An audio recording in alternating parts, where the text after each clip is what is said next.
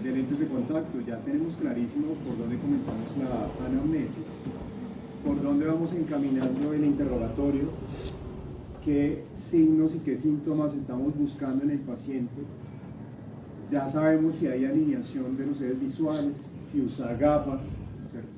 Si de repente va con parche, si es un paciente de baja visión, si va con su bastoncito, si es un paciente invidente que de pronto ya ha perdido el potencial visual por un glaucoma pues, crónico, por ejemplo. Entonces ya eso lo sabemos, ¿cierto? Pero en el paciente de prótesis ocular, pues nadie todavía nos ha explicado qué es lo que tenemos que preguntarle al paciente. Ahí estábamos enfocados. Habíamos hablado también que nosotros ya como optómetras, si nos acordamos de la definición de la ley 372, la optometría ya es una carrera, una profesión interprofesional.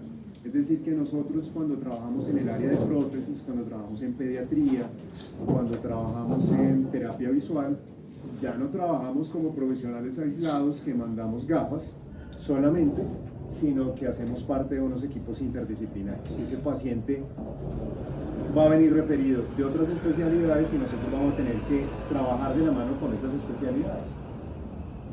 Cuando un paciente nos llega a nosotros a la consulta de prótesis ocular, ya ha pasado por oftalmología, por oncología, por plástico ocular, puede que haya pasado por maxilofacial y que esté en proceso apenas de rehabilitación. Hablábamos ya que era la tiflología, ¿cierto? Y vimos también que hay pacientes que requieren desde la optometría de esa rehabilitación visoespacial. Y asociamos la rehabilitación visoespacial, por ejemplo, al entrenamiento deportivo, ¿sí? Y a las capacidades de ese paciente a desarrollar esas habilidades para poder adaptarse a su vida en esa nueva condición de la visión monocular. Fácilmente podríamos decir también que basado, digamos, en un modelo de salud hablando de la rehabilitación biopsicosocial, pues lo que hacemos en la rehabilitación es facilitar la adaptación y la integración del paciente a estos entornos nuevos, a estas condiciones nuevas. También habíamos hablado que era necesario cuánto tiempo de recuperación después de cirugías de evisceración y enucleación. 2 meses. El entendimiento del tratamiento ya es básicamente como explicar al paciente que ya actualmente no es que el paciente llegue y uno le mida 20 prótesis que tiene guardadas viejas en un cajón que han pasado por no sé cuántos antepasados para medírselas al mismo paciente, las mismas que tengo ahí, las mismas 20, medírselas a todos los pacientes, sino que es un proceso que tiene etapas, que es personalizado, que vamos a necesitar consentimiento informado por el registro fotográfico, por la destilación de anestesia, por la toma de modelos, por las pruebas de adaptación, que vamos a tener que hacer expectativas reales, que tenemos que olvidar.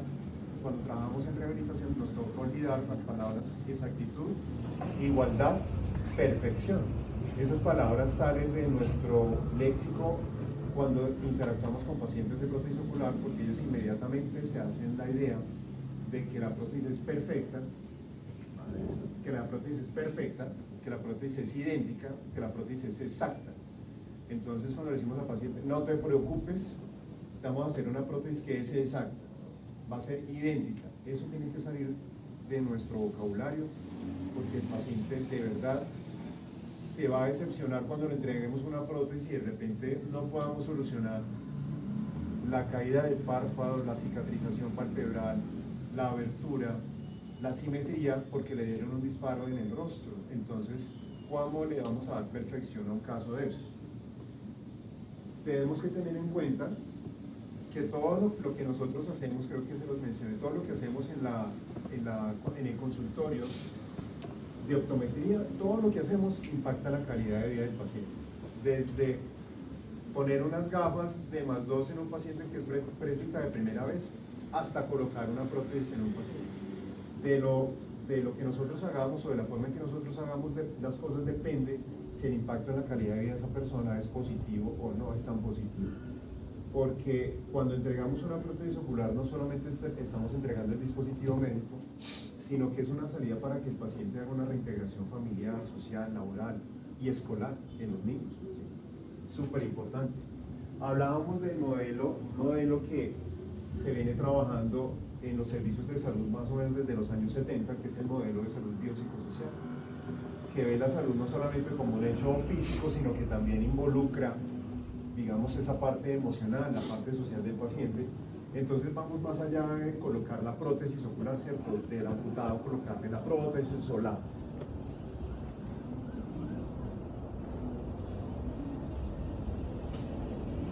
Patica de palo.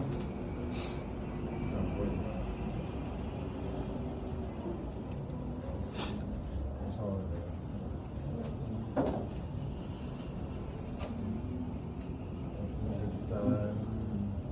¿Cómo se llama?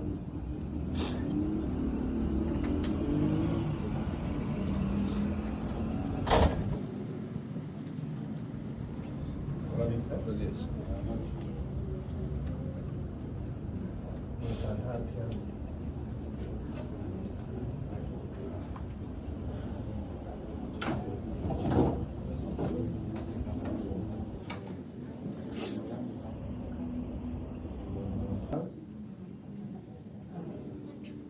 Sino también es la rehabilitación de esa condición emocional, ¿cierto? Ya hemos hablado que la pérdida de cualquier parte del cuerpo, emocionalmente o en nuestra psicología se entiende más o menos por la pérdida de un familiar, la pérdida de un ser querido, la pérdida de una mascota, y obviamente eso tiene un impacto social, ¿no? Tiene un impacto en la integración del paciente en lo emocional, en lo laboral, en lo escolar, en los niños.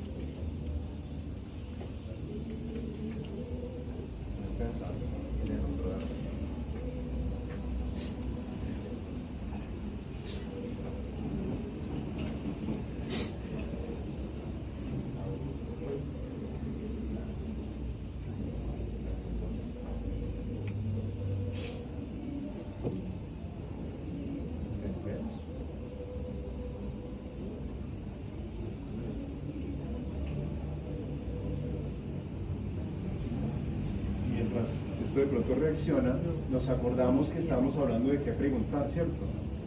Estábamos hablando de que teníamos que preguntar qué cosas. Y ahí estábamos hablando de el motivo de consulta normal, como le preguntamos a un paciente de lentes de contacto, de pediatría, qué lo trae por acá, en qué podemos ayudarle. La enfermedad actual se entiende como la queja del paciente. Entonces te puede decir, no, lo que pasa es que tengo una prótesis hace 30 años, me molesta, tengo exceso de secreción, o estoy recién operado hace 3-4 meses, no me he puesto prótesis. Siempre vamos a preguntar la causa de la pérdida, ¿no? Siempre vamos a preguntar qué fue lo que le pasó. Lo que queremos saber es cuál es esa causa. ¿Fue traumática? ¿Fue congénita? ¿Es secundaria una patología? ¿Cierto? Entonces eso es lo que nosotros queremos anotar en la historia clínica. ¿Hace cuánto sufrió la pérdida? ¿Hace poco? ¿Hace mucho? Todo eso nos va haciendo un escenario ya del paciente. Recuerden que cada paciente que llega al consultorio de prótesis o de rehabilitación protésica ya es un escenario distinto y ya nos dice cómo vamos a ir abordando ese tema. El tipo de cirugía. Ya sabemos que en una enucleación puede presentarse estos hallazgos clínicos, una tosis muy marcada, una tosis palpebral, yo creo que les aumenté acá esta vez.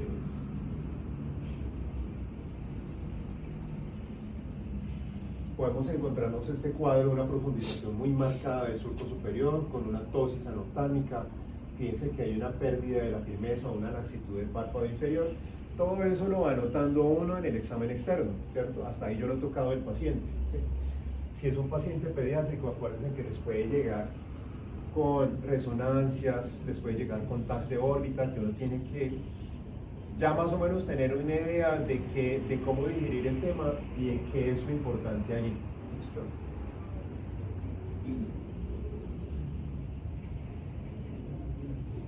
También acuérdense que era súper importante preguntarle al paciente cuáles son como sus esquemas de limpieza, cada cuánto se la quitan, con qué la lavan.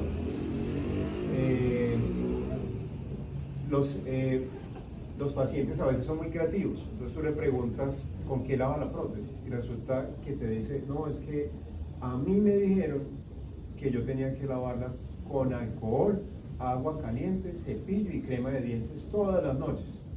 ¿Cómo esperamos que esté esa prótesis? tremendamente deteriorada, ¿cierto? Porque un dispositivo médico en una resina acrílica no va a soportar semejante trajín. El uso de medicamentos. No es raro que los pacientes en la farmacia les hayan mandado, vamos a utilizar el triconjugado, el escopetazo, 3 veces al día, pero no le dicen que eso hay que hacerlo por periodos cortos, que hay que hacerlo por periodos máximos de una semana.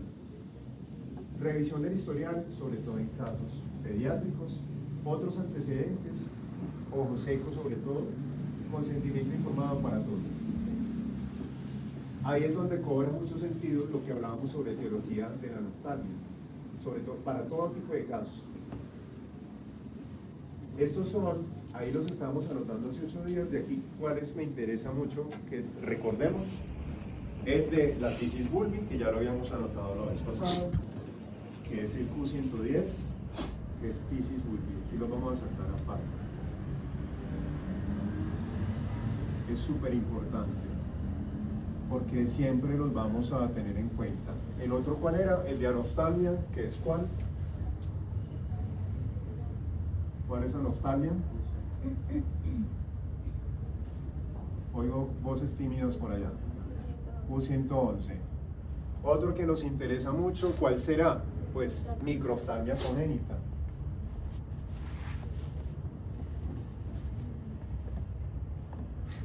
Hay que tenerlos en cuenta. Q112.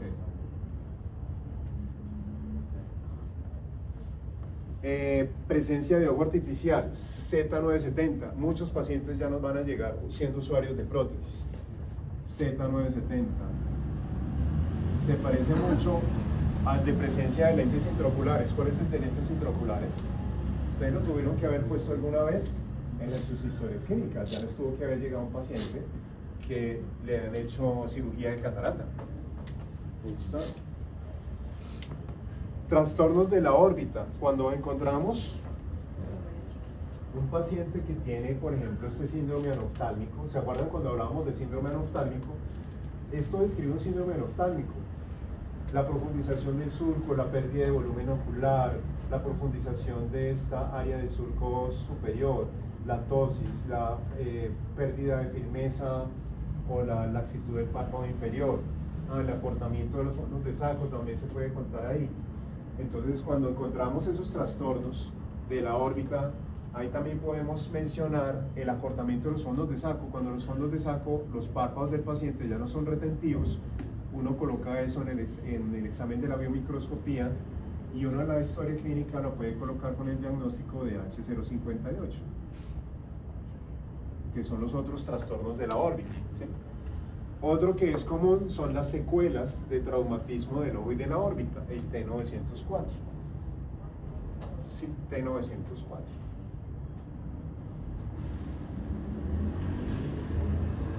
Con esos diagnósticos uno se defiende, ¿sí? Con esos diagnósticos uno se defiende para la consulta de prótesis ocular.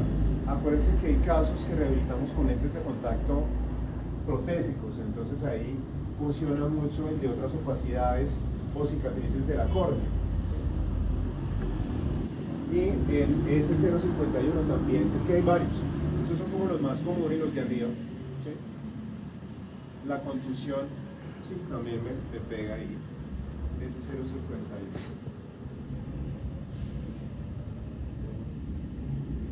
Y eso sale como de una guía que hicimos para adaptadores, porque claro, uno no sabe los códigos de estas cosas, pero súper importante que lo tengamos en cuenta. Súper importante.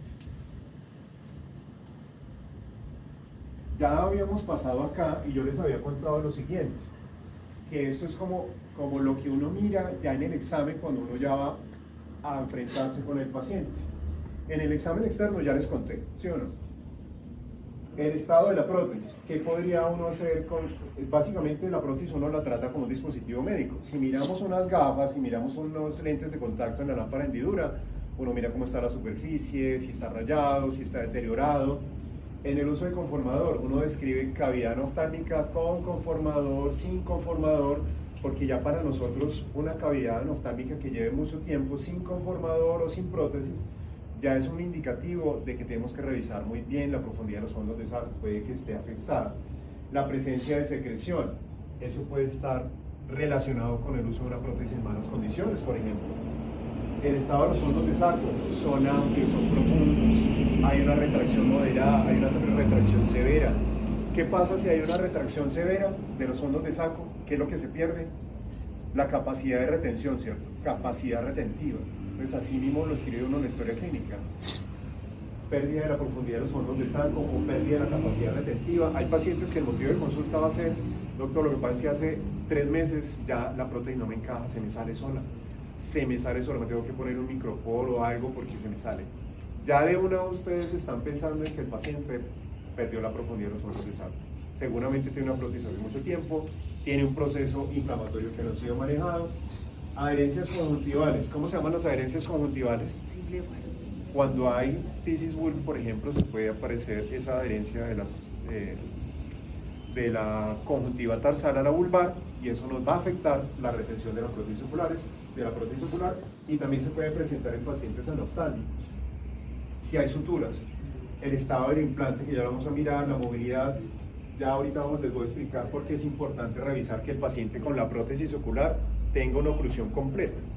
Pero ya sabiendo, haciendo la monería de la oclusión completa, ya uno más o menos se va imaginando por qué es importante.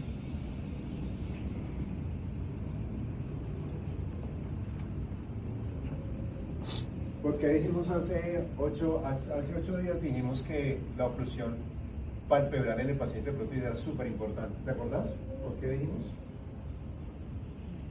¿Quién se acuerda? No, yo creo que no se acuerda. Pero ¿quién sí se acuerda porque hablamos de la oclusión palpebral? Tiene mucho que ver con la calidad de la lubricación, ya les voy a decir. Entonces fíjense que esto siempre se los muestro.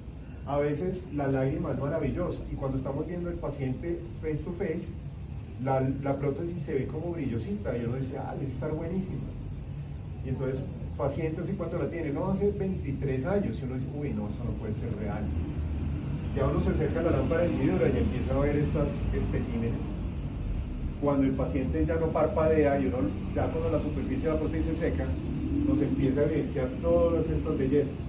Estas fracturas en el material, deterioros de la superficie, de las capas acrílicas de la prótesis, pues que no dan para usar toda la vida. Las prótesis hay que reemplazarlas como cualquier dispositivo médico. A propósito del tiempo de reemplazo, en los adultos se estima que el tiempo, como regla general, se estima que el tiempo adecuado para reemplazo son 5 años. Para los niños, ¿cuánto debería ser? Si para el adulto es de 5 años. Esa respuesta ya la pueden dar ustedes, porque ya la hemos revisado. Cada año. ¿Quién dice algo diferente en un niño? Un menor de 8 años.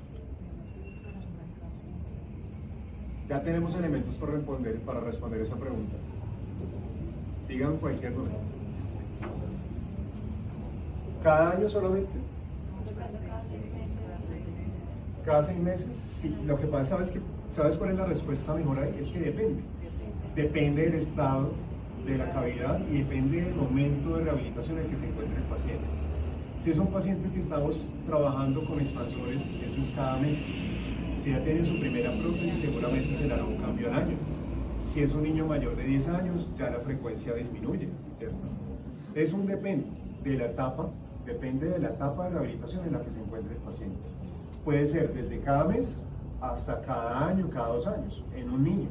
Por eso es importante, es que uno termina viendo a esos pacientes y se le vuelven ya, prácticamente uno se vuelve familia de ellos, porque los empieza a ver cada mes.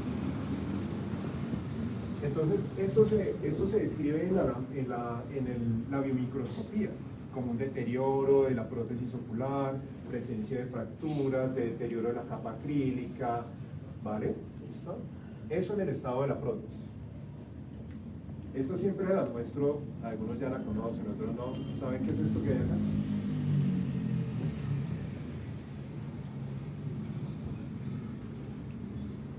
Esta verruguita. ¿Está fácil de adivinar o no? Resulta que este paciente le hicieron a esta paciente ni hace mucho rato y hubo un momento donde empezó a presentar esto. Le brillaba, entonces al paciente había algo que se quitaba la prótesis, algo le brillaba y resulta que le pusieron En la enucleación, hace como 40 años le pusieron una canica, un bolochito, ¿cómo la llaman más? Una bolita de cristal. Entonces, en algún momento eso se le empezó a destruir, se empezó a exponer, y bueno, esto es una complicación de un implante. Pero esto no solamente pasa acá, también pasa en todo tipo de familias. A este paciente le colocamos un implante de los esféricos, de los que les mostré hace 8 días, hace 15 creo, en la clase de los dispositivos, y también le colocaron un implante muy grandote, como de 21 o 22, no me acuerdo. Entonces la esclera hizo esto, pues le colocaron un implante muy grande a un casquete escleral muy pequeño, y empezó a romperse ese casquete escleral y se expuso hasta una pestaña y lo metió ahí. Esas son complicaciones relacionadas con el implante ocular, que también es un dispositivo médico y también puede presentar complicaciones. Entonces uno puede describir en la biomicroscopía o el implante está bien o el implante presenta una exposición de 9 milímetros de diámetro, exposición de 15 milímetros de diámetro del implante ocular, con presencia de secreción, ¿vale? Ya con lo que uno vea, pero esto ya es una complicación del implante. La movilidad ya sabemos que va a ser reducida. Aquí encontramos una adherencia conjuntival. Este es un ojo con tisis bulbi, no sé si se alcanza a ver bien, pero se los voy a aumentar.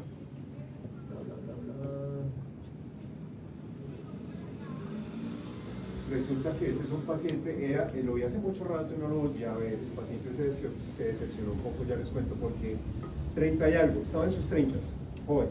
Era de ojos como clarongos, era como de ojos, no, eran un poco más, pero eran como verdosos, los tuyos un poquito grisados. Pero era como ese que llaman Hasen, que es verde como con miel. Y había tenido un accidente en moto, se golpeó su ojo y le quedó en tisis bulbi. Pero no se hizo nada como en 10 años. Cuando fue a la consulta conmigo, resulta que como no había tenido nada, ningún dispositivo provisional, le hizo ese simbléfano, adherencia de la conjuntiva vulvar del ojo en tisis con la conjuntiva tarsal. Entonces es súper importante examinar, no súper bien, si sea con transiluminador, hacer que mire para arriba, hacer que mire para abajo, para los lados, y buscar adherencias, tenga prótesis o no tenga prótesis, tenga tisis o no tenga tisis, porque uno se puede encontrar esas adherencias y cuando uno quiere hacer pruebas, pues ahí no va a hacer retención, un problema. Y el otro problema es que si uno quiere poner materiales de impresión, siliconas, como la que le hacen a uno los modelos dentales, esas siliconas se empiezan a meter por esas adherencias, y cuando se solidifica, pues entonces ya no se puede sacar, queda atrapada. Es un problema del macho porque tremendo, porque a veces toca llevar al paciente a quirófano para romper eso, o uno tiene que lidiar con eso simplemente por no haber observado antes de tomar la impresión o hacer los modelos de impresión. Entonces los simbléfonos son una complicación o un tema que hay que examinar muy bien en la valoración del paciente de prótesis. Acá pues, así uno no sepa nada del tema, uno sabe que acá poner una prótesis está imposible, ¿sí? Ahí no hay cómo. Eso es un rodadero. Todo lo que usted coloque ahí, incluso siendo un conformador pequeñito, todo se va a caer, nada se va a retener, porque el paciente no tiene bolsillito, no tiene este fondo de saco, no tiene esta cuenquita así, no tiene el fornix conjuntival. El de abajo completamente perdido y el de arriba 90% perdido. Ahí no hay nada que hacer. Entonces uno describe eso como una retracción severa de los fondos de saco con pérdida total de la capacidad de retención. Así escribe uno. Si uno va escribiendo eso, ya el oculoplástico, cuando usted lo remita, dice, no, usted quedó como un príncipe, quedó como una princesa porque hizo una descripción adecuada del caso. Y ya entonces usted puede, basado en esta descripción clínica del caso, ya uno puede sustentar muy fácil la revisión de ese paciente para que le hagan cirugía plástica ocular. ¿Y qué le harían a este paciente? ¿Qué le harían a este paciente en cirugía? Sí, estoy empezando a hiperventilar. Reconstrucción de los fondos de saco, pues porque los tiene contraídos. ¿Y qué tejidos se utilizan para esto principalmente?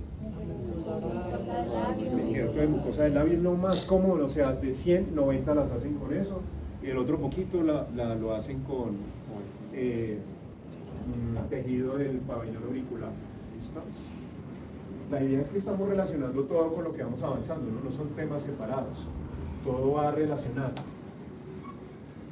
El tema de la oclusión. Esta paciente estaba muy afectada emocionalmente, eso fue acá en Risaralda, y ustedes fíjense que son como, o sea, si yo tapo esto acá, esto es una persona y esto es otra persona, ¿sí? Y ella se sentía así, como si fueran dos en uno, pero eso lo afectaba emocionalmente para todo, y ella mantenía con su cabello para este lado, tapando la prótesis ocular, no se maquillaba, y entonces uno dice, wow, pero ahí está el compromiso emocional del paciente.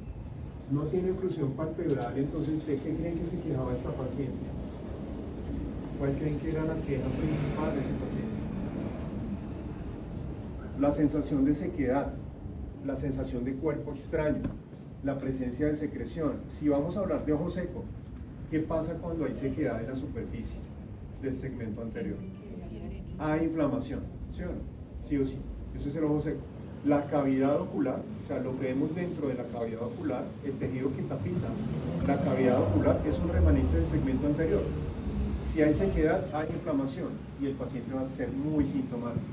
Tenemos que relacionar la parte clínica porque el tema de prótesis ocular ya pasó a ser un tema más clínico que técnico, ¿vale? Y nosotros seguramente como protecistas, ya como hay laboratorios que nos van a fabricar pues las prótesis, como que el laboratorio que nos fabrica el lente de contacto, pues nosotros nos debemos dedicar más a la parte clínica. En el diseño de la prótesis, aquí este es un modelo de impresión en silicona, y yo ya cuando le estaba haciendo la prueba de oclusión me di cuenta que incluso haciendo con esta impresión, por el proceso de cicatrización, fíjense que él ya tiene acá una verticalización de las pestañas. Fíjense que las de arriba van para abajo y las de abajo van para arriba. Hay una retracción ya moderada de los fondos de saco y me va a impedir que haya una oclusión completa. Eso lo debo considerar. En algunos pacientes debo trabajar mucho con lubricación y otros con el diseño de la prótesis. La presencia de las suturas, súper importante. Este paciente estaba recién operado, todo era perfecto, ¿sí? Toda la mucosa rosadita, perfecta, sin nada de inyección, el implante bien, pero ese moño ahí, ese moño no es como buena idea, porque cuando hagamos lo mismo, el proceso de la impresión con los materiales de impresión, pues ese material nos va a quedar atrapado ahí, y cuando saquemos la impresión, nos podemos traer la sutura. Entonces, este es un problema que a veces hay que remitirlo de nuevo a cirugía para que nos hagan el favor y nos quiten ese moñito de zapato que no es nada conveniente. Normalmente para este tipo de procedimientos se utilizan suturas que son absorbibles, o sea que el lapso de la recuperación se absorbe dentro del tejido. Pero algo pasó con este paciente que ese moñito no se le absorbió. Sin embargo, la cavidad está muy sana, ¿vale? Lo bueno es ahí dejar el conformador ocular, remitirlo para oculoplástica, y oculoplástica nos haga el favor de retirar esa sutura expuesta que nos va a dificultar el proceso de diseño de la prótesis. Hablábamos de la oclusión relacionada con la lubricación. Aquí sí me toca esconderme un poquito. Entonces fíjense, este es un patrón de la película lagrimal sobre la prótesis ocular en un paciente que llevaba, la prótesis no estaba deteriorada, simplemente llevaba 2 años y nunca había asistido a control. Entonces el patrón de lubricación se veía como así. O sea, fíjense que aquí ya estamos incorporando el uso de tinciones vitales para los pacientes de prótesis. Eso a nadie pues se le había ocurrido, pero resulta que es un dispositivo médico en un entorno anatómico que hace una interacción. ¿Se fijaron? Voy a ponerlo aquí en piso grande.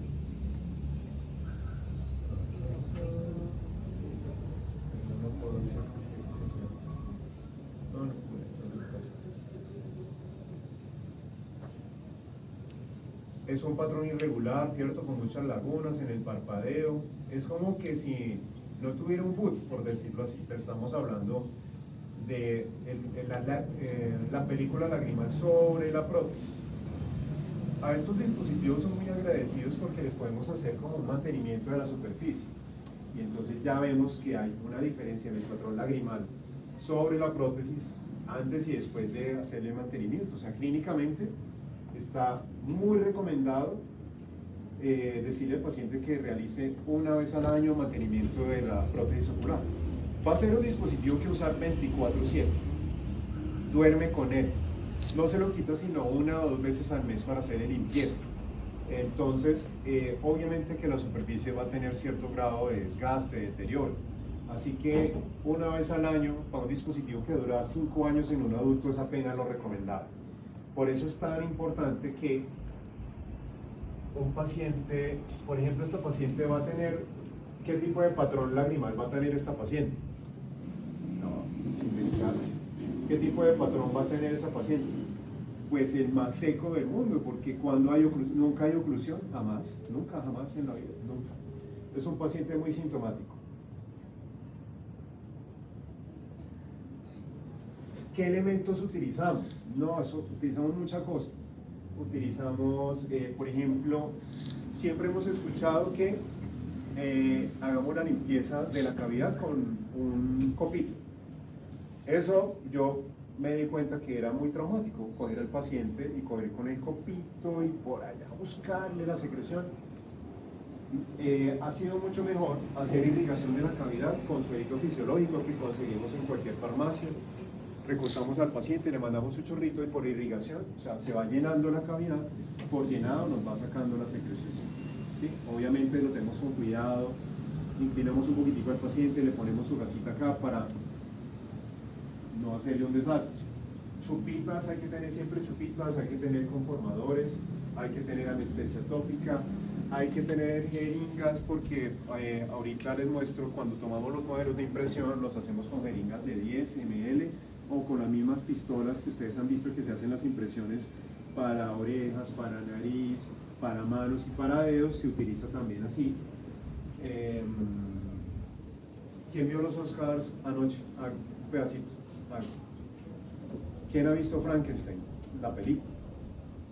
Nadie, se la recomiendo. ¿Alguien la ha visto? ¿Te la viste? Bueno, el trabajo que hicieron los artistas, los protecistas artísticos para ese personaje fue tremendo, tremendo. Y todo se hace con técnicas de diseño de anaplastología o de prótesis ocular. Todo lo que le hicieron al personaje de Frankenstein. Y para eso utilizan siliconas de impresión como los que utilizamos de este tipo. Hay unas siliconas que son de uso médico y otras que son más de uso artístico, pero tienen la misma finalidad, que es copiar alguna parte del cuerpo. Se utilizan materiales de impresión. Hay muchos, pero normalmente utilizamos materiales de impresión que sean compatibles con la cavidad ocular. Materiales muy suaves, materiales siliconados. Siliconas para impresión. ¿Sí? Utilizamos paletas de color. Ahorita no se las mostré aquella vez, y utilizamos, por supuesto, ¿se acuerdan para qué son las cubetas de impresión? Las cubetas, estas, que las que yo les trajeron como rosaditas.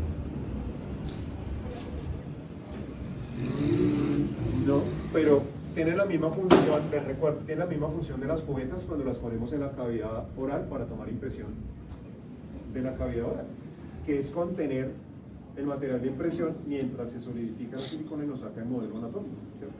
Acuérdense que esas cubetas vienen derechas e izquierdas y vienen de 2 tamaños o 3 tamaños, ¿sí? La cámara fotográfica, súper importante. Llega un pacientico con el color aquí como, Pablo, ¿quién más tiene ojos claros? Tú tienes ojos claritos, ¿quién más tiene ojos claros?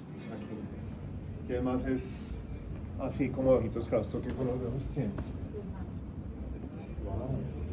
Pero son muy parecidos, un poquito parecidos. Tienes un estroma verde, el collarete un poquito como miel, el limbo es gris. Bueno, la cámara fotográfica para mí es importante. O sea, los celulares a veces tienen muy buena cámara, pero el celular tiene un pecado, que es que el software del celular automáticamente te edita la foto y te la puede poner mucho más saturada. Entonces, cuando uno compara el color real del paciente con la foto, por ejemplo, tuya, y uno dice, oh, esto como que está muy diferente, un poquito diferente. Entonces, si uno manda esa foto, pues ya la prótesis puede cambiar, ¿cierto? Con las cámaras es como un poquito más real. El proceso como en el que uno toma las medidas del paciente es como que uno obviamente utiliza la anestesia tópica y le coloca una o dos goticas en la cavidad oftálmica o en el ojo con tisis, si uno ve que hay posibilidades de tomar la impresión sobre el ojito con tisis. O sea, sí se pueden tomar impresiones sobre ojos quísticos o ojos en tisis, sí se pueden. Hay que previamente hacer como una prueba de tolerancia, que es como cuando uno hace una prueba de lentes de contacto rígido, que tú se lo mides al paciente y le dices qué siente, ¿vale? Lo mismo, pero se hace con unas, hagan de cuenta que son las bases esclerales que les mostré, que son como lentes esclerales, que son blancos completamente, que se colocan sobre el ojo quístico, sobre el ojo en tisis, para ver el paciente si siente o no siente, ¿cierto? Obviamente esa prueba de tolerancia en ojos con tisis bulbe se hace sin anestesia, pero listo, ya superó la prueba y este es un paciente que ya no tiene su ojito, es un paciente viscerado, se pone la anestesia tópica. Luego se coloca la cubeta, si es ojo derecho, se coloca la derecha, izquierda, es un error muy común, pero hay derechas e izquierdas, listo, se ubica la cubeta. Es un video muy retro, es unas fotos muy retro, pero me sirven mucho. Uno puede preparar el material, uno puede utilizar espátulas plásticas, espátulas metálicas. Lo que se hace es que se prepara el material de impresión. Ese material de impresión se puede incorporar dentro de una cubeta de 10 ml, ¿sí? Les voy a hablar a grandes rasgos, o se pueden utilizar estas pistolas que son pistolas dispensadoras de silicona, porque ya vienen los tubitos así. Esta silicona que estoy mostrando acá es una silicona que venía en tubitos separados. Sí, que venían tubitos separados. Entonces uno le tocaba chineumático poner uno y poner del otro, mezclarlos, prepararlos e incorporarlos. Y aquí esto tiene como unos aplicadores. Yo sigo usando esta misma silicona, pero con el sistema de que yo lo incorporo ahí en la jeringuita para poder hacer la impresión. Una cavidad ocular con implante más o menos está alrededor de los 3-4 centímetros cúbicos de volumen. Entonces ya uno más o menos sabe que eso es lo que tiene que preparar. Todos los materiales de impresión, es súper importante, vienen con este formato de dos componentes, una base y un catalizador. Estas también, ¿sí? Son como presentaciones diferentes, pero las dos son siliconas livianas, que son principalmente un material que se llama polivinil siloxano, para el ahorcado, polivinil siloxano, y uno las mezcla y con eso hace las impresiones. Tienen una gran ventaja los materiales de impresión que son siliconas. Uno, que son de rápida acción, es decir, que una vez tú las aplicas con consistencia de crema, las aplicas en el paciente, pasan 3 minutos y ya está solidificado. La otra ventaja es que estos materiales de impresión que uno utiliza tienen lo que llamamos en técnica estabilidad dimensional. Hay otros materiales que no. Estas siliconas, si tú tomas el molde del paciente hoy, ese molde se mantiene en tamaño, en espesor, en peso, en densidad, se mantiene a lo largo del tiempo. Pero hay otros materiales como el alginato, que se utilizaba hace mucho tiempo, que hay que mezclar, es un poquito que se mezcla con agua, pero si tú tomas la impresión hoy, cuando pierde agua, a los 20 minutos ya está diferente, entonces no lo utilizamos para rehabilitación protésica. Se utilizan mucho en dientes porque toman la impresión e inmediatamente van a hacer como el proceso, ¿vale? Es importante que una de las características más importantes para los materiales de impresión es la estabilidad dimensional, ¿vale?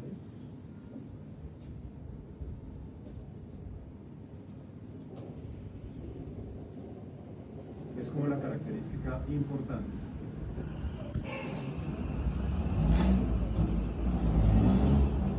De los materiales de impresión, es una característica importante, súper importante, que es lo que le permite, por ejemplo, yo trabajo en ciudades, entonces yo por ejemplo trabajo en Cali o en Manizales, tomo unos modelos de impresión hoy, pero yo necesito procesarlos la próxima semana.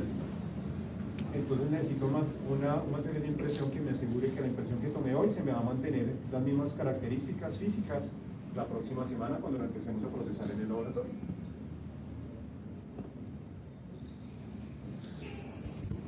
Como les contaba, entonces uno lo que hace es que dentro de la cavidad ese material se solidifica. Ya uno saca el patrón de la impresión, lo saca con la cubeta Uno lo puede marcar para poder identificar cuál es la posición como del molde de la impresión dentro de la cavidad. Porque claro, uno quiere orientar la prótesis a ver para dónde está el centro pupilar. Uno también hace un registro fotográfico. Ahorita les muestro cómo es el registro fotográfico del tema. Donde el paciente se ve con su prótesis anterior, sin la prótesis, con el modelo de impresión. Y uno de los trucos de la impresión es que en cuanto a volumen, en tamaño, en abertura palpebral, la impresión que uno le toma al paciente debería ser lo más parecido a lo que uno desea en la prótesis. Como cualquier dispositivo médico, hay una prescripción del dispositivo médico. Recuerden que nosotros, por norma, tenemos, según el decreto 1030 del 2007, existe una prescripción de los dispositivos médicos para la salud visual ocular, que está regulada para la optometría. Están los lentes de contacto, ayudas ópticas, lentes oftálmicos y prótesis oculares. Las prótesis oculares ya son un dispositivo médico. ¿Eso se diligencia? ¿Con qué datos? ¿Qué datos tendríamos que tener en cuenta para diligenciar una prótesis? Si ya tenemos en cuenta que es un dispositivo médico, entonces ya sabemos que para un lente de contacto, curva base, diámetro, material, la CPP, el poder. Si es una prótesis ocular, ¿qué parámetros tendríamos en cuenta? ¿Qué parámetros? ¿Qué parámetros? Perdón, hablen un poquito más duro. ¿El diámetro de? Diámetro de la prótesis, sí. La abertura palpebral, puede ser, pero del dispositivo médico, de la prótesis como tal. El diámetro del iris, bien. Sí. ¿Qué otra cosa? De la pupila. Diámetro pupilar, sí, porque puede variar, claro que sí. Lo más normal es que utilicemos 3 milímetros, pero claro, hay pacientes de más y pacientes de menos. ¿Qué otro parámetro? Pupila y diámetro de iris. El color del iris. El color del iris, obvio, o sea, no hay como colores estándar. Incluso dentro de los marrones hay diferencias, ¿vale? ¿Qué otra cosa? ¿Perdón? La vascularización. Totalmente. Y con la vascularización va el color de la esclera. Si uno se pone, ya uno es obsesivo, pero si uno cuando uno está hablando con una persona, uno se pone a mirarle, sí, es que es más gris, es más amarilla. Ahorita ustedes se pueden hacer ejercicio entre ustedes y uno dice, no, las escleras todas son similares. No, chiquito, no. Las prótesis, las escleras no son todas iguales. Los patrones de vascularización son también muy distintos, entonces uno los tiene que evaluar. ¿Alguien se acuerda en lentes de contacto de la escala de Fromm de las complicaciones en lentes de contacto? Eso lo ven súper dental. De hecho, aquí hay un poco de libros de Fromm que ya están todos deshojados, que tiene una escala de la inyección conjuntival o de las complicaciones en los usuarios de lentes de contacto, y habla de inyección conjuntival leve, moderada, severa. Así mismo se describen las prótesis. Entonces, diámetro del iris, check. Color del iris, ¿cómo uno determina el color del iris de un paciente? Porque ¿cuántos colores de iris hay? ¿Cuántos colores de iris existen? ¿Cuántos? ¿Qué número? Yo creo que muchos. Muchos es como ¿cuántos? Muchísimos. ¿Qué cuántos colores de ojos hay? Aquí, ¿cuántos colores de ojos hay en este salón? Aquí hay 38 colores de color, 3 diferentes colores de iris. No hay uno igual. Hay similitudes, pero no hay. De hecho, hagan el ejercicio en lámpara hendidura cuando encuentren un paciente que tenga un iris claro. Mírenle el patrón del collarete, el estroma y el limo paciente, compárenlo con el ojo sano contralateral, y ni siquiera un ojo al otro son exactamente idénticos. No son idénticos. Eso se ve más fácil en pacientes de ojos claros, aquí como mi amigo De Niro, o aquí como con la compañera. En ojitos claros es muy fácil de percibir en la lámpara hendidura, pero en los colores oscuros, marroncitos, también es muy fácil de identificar. Entonces, ¿cómo determinamos si hay una infinidad? No existe un número finito en los colores de iris. ¿Cómo hacemos para determinar el color de iris de un paciente? Con el otro. Con el ojo sano, pero ¿cómo lo determino? ¿Cómo para saber? Vamos a caracterizarlo y vamos a decir, es un color tal. Con la paleta. Exactamente, como la paleta de color. Existen paletas de color para el café, para la orina, para la cerveza, para la turbidez del agua. para infinidad de cosas. También entonces yo les contaba que existen las paleticas de color que son de referencia para colores de iris, de referencia, ¿sí? De referencia, porque obviamente estos 6 colores son colores de referencia, los que utilizamos por ejemplo nosotros en el laboratorio y fotografiamos al paciente para saber. Esto es el registro fotográfico. Entonces, por ejemplo, desde un caso entonces, ¿qué es importante? Si el paciente usa prótesis, con la prótesis que está usando, que es la que quiere cambiar, con la prótesis o sin la prótesis ocular, la estimación del color de iris con paleta o con botones sueltos, hay muchas, pero digamos acá les voy a hablar de la que yo más utilizo, que son las paletas de color. Por comparación, ya sé que esto no es igual a esto, pero me sirve esto como para hacer un equilibrio de blancos y para saber más o menos qué colores son similares, qué tonos son similares. Una foto con el modelo de impresión en la posición, fíjense que aquí ya en el modelo de impresión estamos corrigiendo esta profundización del surco que hay acá, ¿sí? Que ella quiere cambiar en esta prótesis. Y fíjense que este se nota que fue la foto, recién le colocamos la prótesis y este en el control del mes. ¿Cómo lo notan? Porque ya viene toda súper exótica, con sombra, con maquillaje, pestañina, toda la cosa, porque ya se sentía ella súper empoderada con la prótesis nueva. Mientras que ella de acá, pues ella fue ahí. Pero ya en el control del mes ella dijo, no, yo ya me voy a maquillar y ya me voy a poner el vestido de lentejuelas y toda la cosa para generar con mi prótesis nueva. Y evidentemente, claro, uno acá muestra los casos así todos súper guau, no todos quedan tan perfectos, pero claro, bueno, esa es la idea de un registro fotográfico. Uno puede utilizar esta foto de mejorar, por ejemplo. Esta foto actualmente, por ejemplo, con los aros de luz o con los flash en aro, en los ring flash, ya esta foto se puede mejorar 10 veces, ¿cierto? Pero siempre es importante hacer fotos con buena iluminación. Rapidín les voy a mostrar, es un video de una paciente que yo se los voy a adelantar un poquito, de más o menos cómo es el in situ de una atención de un paciente de prótesis. El video no fue ayer, obviamente, ¿no? Entonces uno en la lámpara del vibra mira los fondos de saco, la movilidad, si hay adherencias, el estado del implante. Aquí no es de la cánula, sino de la cubeta. La cubeta de impresión se coloca en ese ojito. Es un ojito derecho, entonces se coloca en el ojito derecho.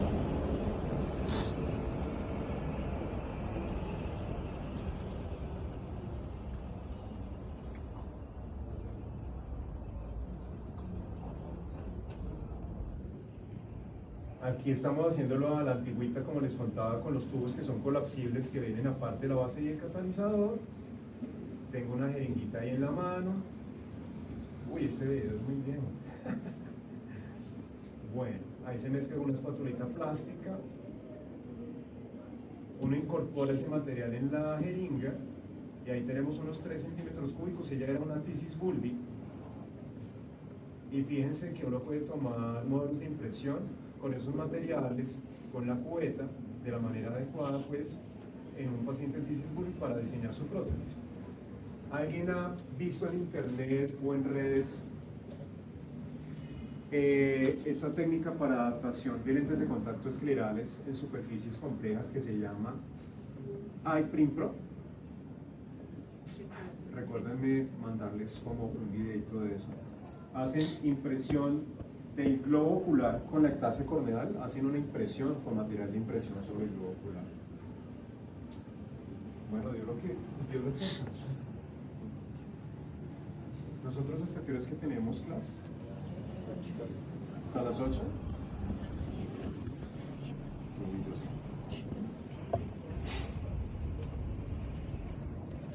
sé. Hagamos, por favor, 6 grupos, ¿vale? 6 grupos. Rápido, tenemos media hora para hacer una actividad con componentes. Hagamos rápidamente 6 grupos.